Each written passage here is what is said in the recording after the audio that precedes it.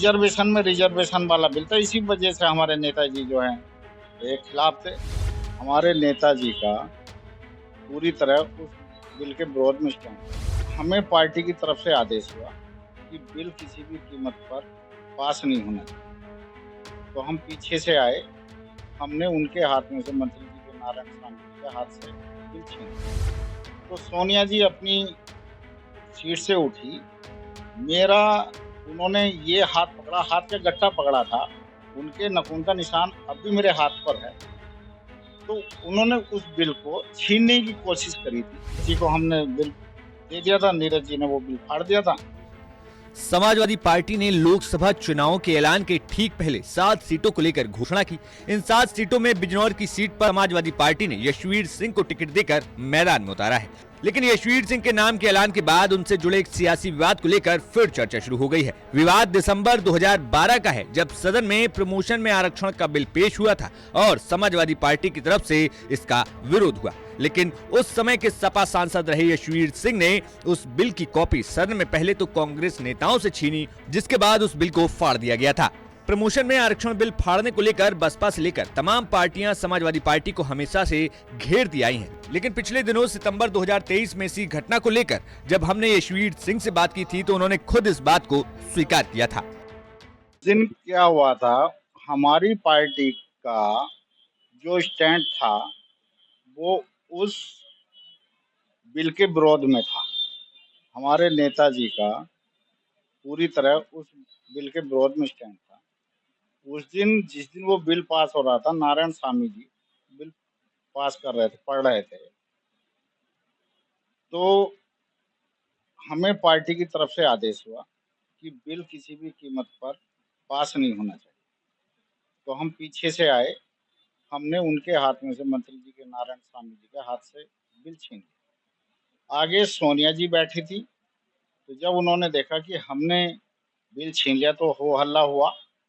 जो कांग्रेस की सरकार थी, कि जिसकी सरकार होती बहुमत उसका होता, उसके सांसद ज्यादा होते, तो सांसदों ने शोर मचाया कि बिल छीन लिया, बिल छीन लिया।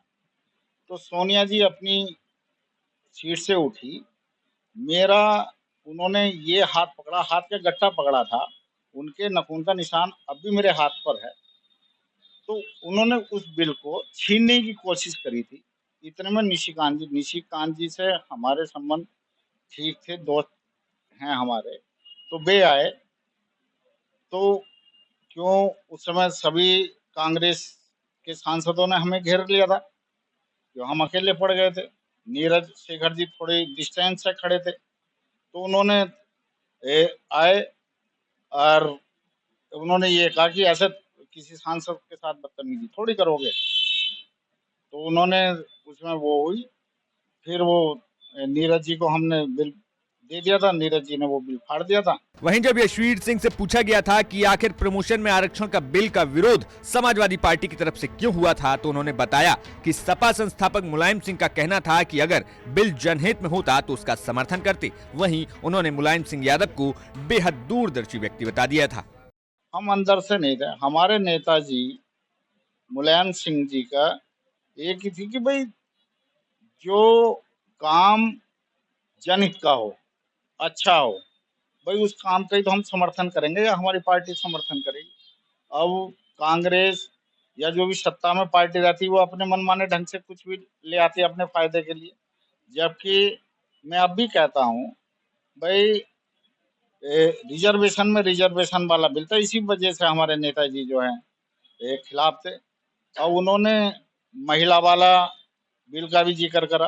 भाई महिला बिल का हम समर्थन करते हैं, नेताजी जब भी करते थे, पर नेताजी का कहने का ये था तात्पर्य, भाई जो बीसी की महिला हैं, दबी कुचली महिलाएं हैं, उन्हें भी आरक्षण दिया जाए। तो ये नेताजी ने उस वाले बिल का भी विरोध किया था।